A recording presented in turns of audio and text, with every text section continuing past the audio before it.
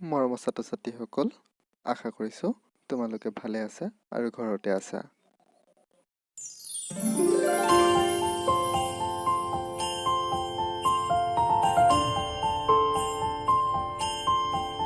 অসমীয়া ভাষাৰ বিকাশৰ কথা পাঠটো আলোচনা কৰাৰ আগতে আমি পাঠটো এবাৰ পঢ়ি লওঁ।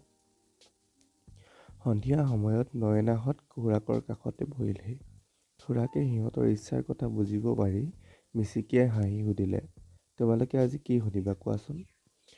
ইফতিছামে ক'লে, খুৰা, যোৱাবাৰ আহোঁতে আপুনি অসমীয়া ভাষাৰ বিষয়ে ক'ম বুলি কৈছিল। খুৰাকে লেপটপটো খুলি সাঁচিপতীয়া পুথিৰ অনুকৃতি উলিয়াই লৈ ক'লে, ঠিক আছে শুনা তেন্তে। আমাৰ অসমীয়া ভাষাটো বহুত পুৰণি। আনকি শ্ৰীমন্ত শংকৰদেৱৰ জন্মৰ বহু আগতেই অসমীয়া ভাষাৰ কাব্য ৰচিত হৈছিল। ত্ৰয়োদশ শতিকামানতে হেম সৰস্বতীয়ে প্ৰহ্লাদ চৰিত্ৰ নামৰ এখন পুথি ৰচনা কৰিছিল। আজিলৈকে উদ্ধাৰ হোৱা অসমীয়া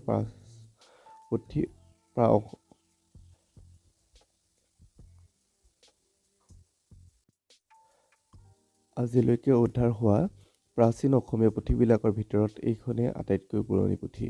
নয়নাই অলপ চিন্তা কৰি সুধিলে, তাৰমানে খুৰা, ত্ৰয়োদশ শতিকাতে অসমীয়া ভাষাৰ উৎপত্তি হৈছিল নেকি? নহয়।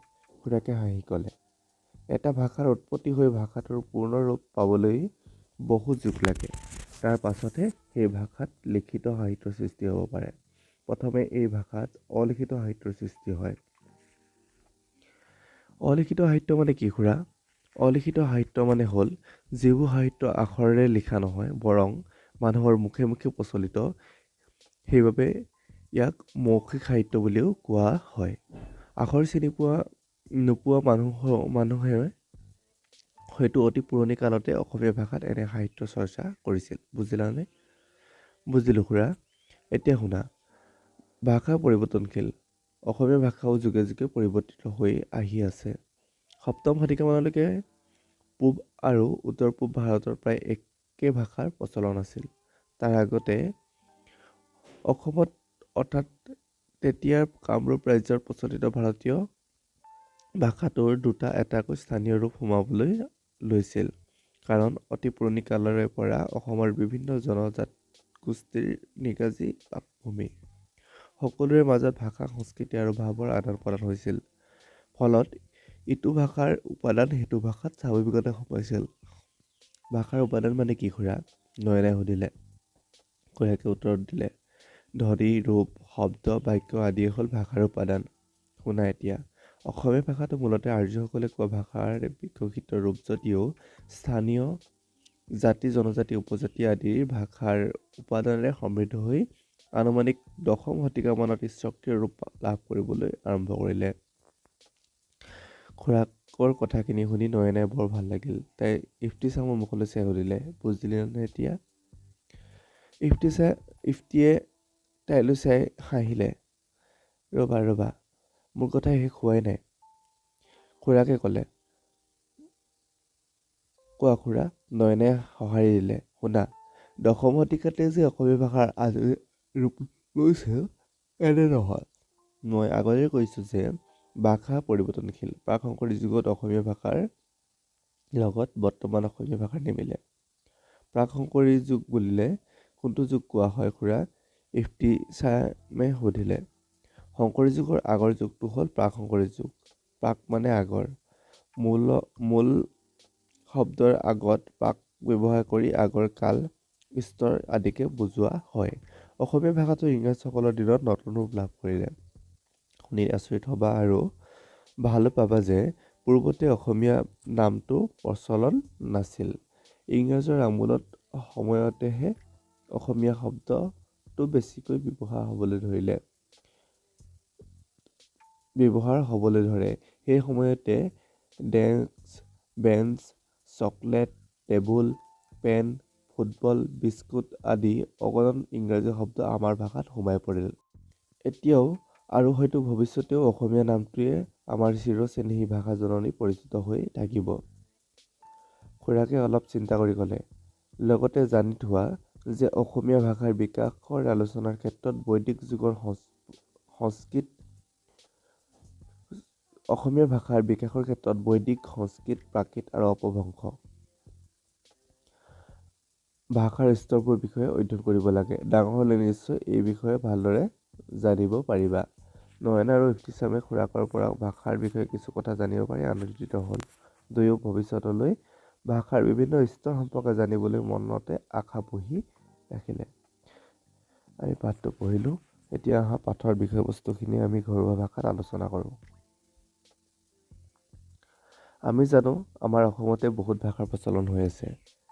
তাৰে ভিতৰত যেনে আমি ল'ব পাৰোঁ অসমীয়া, বাংলা, মিচিং, নেপালী, বড়ো, খামতি, কাৰ্বি, ৰাভা আদি। আমি জানো যে অসমখনত মূল ভাষা হিচাপে অসমীয়া ভাষাটোৱেই গোটেই অসমত প্ৰচলন হৈ আছে। আৰু অসমীয়া ভাষাটো অসমত মান্য ভাষা হিচাপে প্ৰচলিত। এতিয়া আমি এই পাঠটোত অসমীয়া ভাষাৰ জন্ম আৰু বিকাশৰ কথা আলোচনা কৰিম। এই ছবিখন নিশ্চয় দেখি চিনি পাইছা। এইজন হ'ল মহাপুৰুষ শ্ৰীমন্ত শংকৰদেৱ। তেখেতৰ জন্ম হৈছিল 1449 খ্ৰীষ্টাব্দত। এতিয়া আমি শংকৰদেৱৰ জন্মৰ চনটো কিয় লৈছোঁ?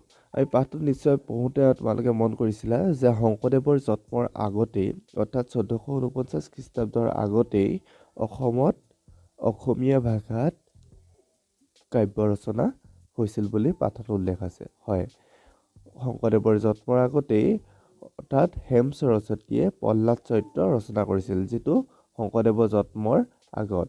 শংকৰদেৱৰ জন্ম হৈছিলে 1449 খ্ৰীষ্টাব্দ অৰ্থাৎ 1500 শতিকাত, আৰু তাৰো আগতেই হেম সৰস্বতীয়ে প্ৰহ্লাদ চৰিত্ৰ ৰচনা কৰে। আৰু এই প্ৰহ্লাদ চৰিত্ৰখনৰ ৰচনাৰ সময় হ'ল ত্ৰয়োদশ শতিকা অৰ্থাৎ 1201 পৰা 1299 খ্ৰীষ্টাব্দৰ ভিতৰৰ সময়ছোৱাত এইখন হেম সৰস্বতীয়ে প্ৰহ্লাদ চৰিত্ৰখন ৰচনা কৰে, আৰু এইখনে হ'ল অসমীয়া আটাইতকৈ পুৰণি পুথি। এতিয়া তোমালোকৰ মনত নিশ্চয় এটা প্ৰশ্ন হৈছে যে ত্ৰয়োদশ শতিকাতে অসমীয়া ভাষাৰ উৎপত্তি হৈছিল নেকি? এতিয়া আমি এই উত্তৰটো পাবৰ কাৰণে কিছু আমি অন্য কথা জানিব লাগিব। আহা আমি প্ৰথমতে কথাখিনি জানি লওঁ আৰু তাৰপিছত আমি এই প্ৰশ্নৰ উত্তৰ বিচাৰিম। ভাষাৰ ৰূপ দুটা আছে। এটা হ'ল অলিখিত বা মৌখিক আৰু আনটো হ'ল লিখিত ভাষা। এতিয়া অলিখিত বা মৌখিক ভাষা বুলি ক'লে বা সাহিত্য বুলি ক'লে কোনটোক বুজা হয়? অলিখিত বা মৌখিক ইয়াত হ'ল যিবোৰ সাহিত্য আখৰেৰে লিখা নহয়, মানুহৰ মুখে মুখে প্ৰচলন হৈ থাকে। কি ক'লে? যিবোৰ সাহিত্য আখৰেৰে লিখা নহয়, আখৰেৰে লিখি ৰখা নহয়। আমি এতিয়া যিদৰে কিতাপ পত্ৰ পঢ়িছোঁ, তাত বিভিন্ন কাহিনী বা সাধু কথা আমি কিতাপত লেখা পাইছোঁ। সেইবোৰ লিখাৰ আখৰ ওলোৱা আগতেই মানুহৰ মুখে মুখে কিছুমান কথা, কিছুমান গীত মাত, কিছুমান সাধু কথা, কাহিনী, প্ৰতন্ত ডাকৰ বচন তেনেকুৱা জাতীয় মানুহৰ মুখে মুখে প্ৰচলন হৈ আহিছিলে। এইবোৰকে কোৱা হয় অলিখিত বা মৌখিক সাহিত্য। ভাষা এটাই লিখিত ৰূপ পোৱা আগতেই, এতিয়া যেনেদৰে ধৰা ক, খ, গ, ঘ, অ, আ বিভিন্ন শব্দ আমি লিখিত ৰূপত পাইছোঁ, তেনেধৰণে পোৱা আগতেই ভাষা এটাত অলিখিত বা মৌখিক সাহিত্য সৃষ্টি হ'ব পাৰে। অৰ্থাৎ অসমীয়া ভাষাত যেতিয়া হেম সৰস্বতীয়ে প্ৰহ্লাদ চৰিত্ৰ ৰচনা কৰিছিলে, তাৰ আগতেই হয়তো অসমীয়া ভাষাত অলিখিত সাহিত্য সৃষ্টি হৈছিল। ভাষাৰ উপাদান হ'ল ধ্বনি, ৰূপ, শব্দ আৰু বাক্য। আমি ইয়াত উদাহৰণ দি থোৱা আছে, চোৱা। ধ্বনি বুলি কওঁতে ত, ম, অ, এ, ক, খ, গ, ঘ যিবোৰ আমি বৰ্ণবোৰ যে পাইছোঁ, সেই বৰ্ণবোৰতে এটা এটা ধ্বনি। ৰূপ বুলি কওঁতে চোৱা আওবাট, আও যোগ বাট, আওবাট হ'ব। ভাগ যোগ ইয়াল, ইয়াতে এটা এটা ক্ষুদ্ৰ ৰূপ আৰু দুটা বা তাতোধিক বৰ্ণ লগ লাগি পেলাই গঠন হোৱা এটা ৰূপ, তাক কোৱা হয় বাক্যৰ এটা ৰূপ। শব্দ যেনে নমস্কাৰ বুদ্ধিয়ক আৰু বাক্য ৰাম এজন ভাল মানুহ, এইটো তোমালোকে নিশ্চয় জানাই। এইবোৰ হ'ল ভাষাৰ উপাদান, জানি থোৱা, পাছত আমি আলোচনাত প্ৰয়োজন হ'ব। তাৰপিছত চোৱা ভাষা পৰিৱৰ্তনশীল। এইটো এটা ভাষাৰ বৈশিষ্ট্য। এটা ভাষা সময়ৰ গতিত বিভিন্ন কাৰণত পৰিৱৰ্তন হৈ গৈ থাকে।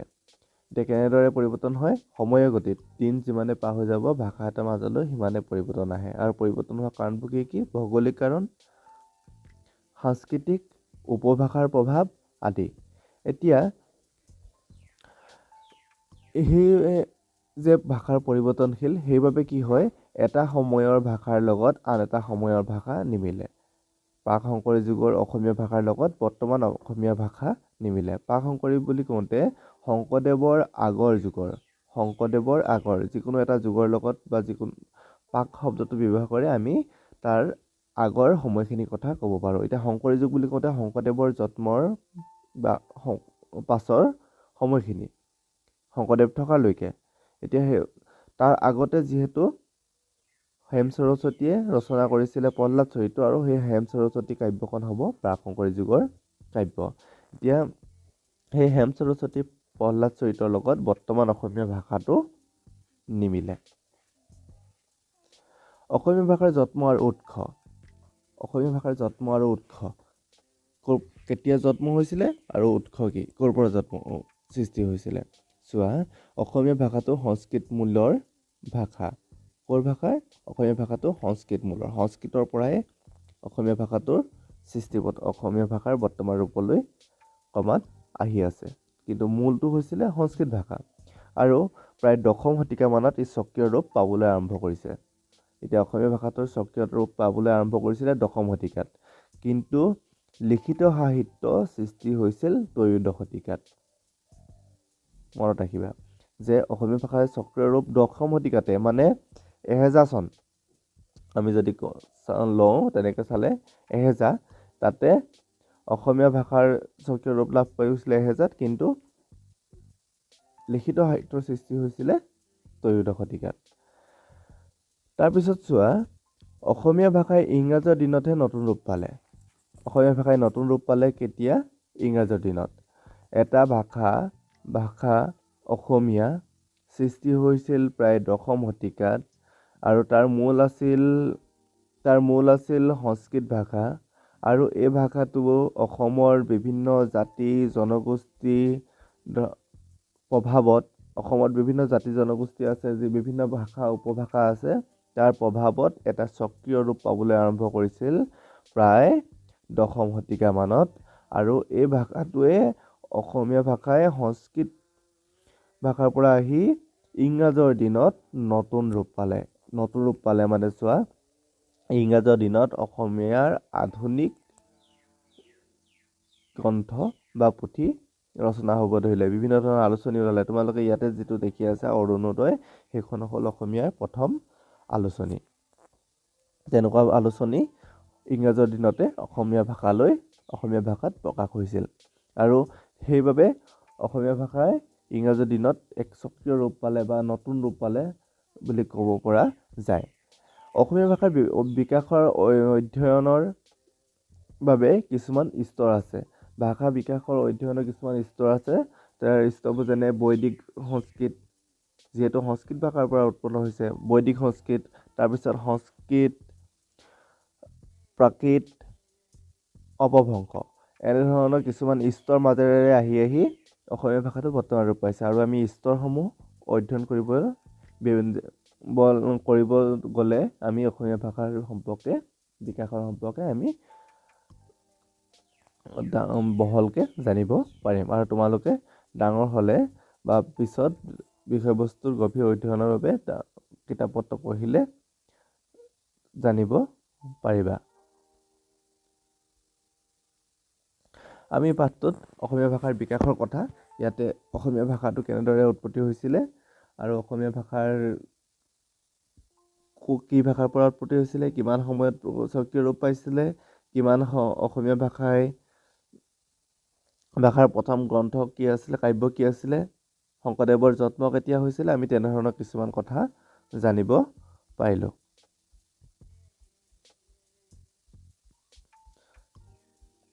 ধন্যবাদ।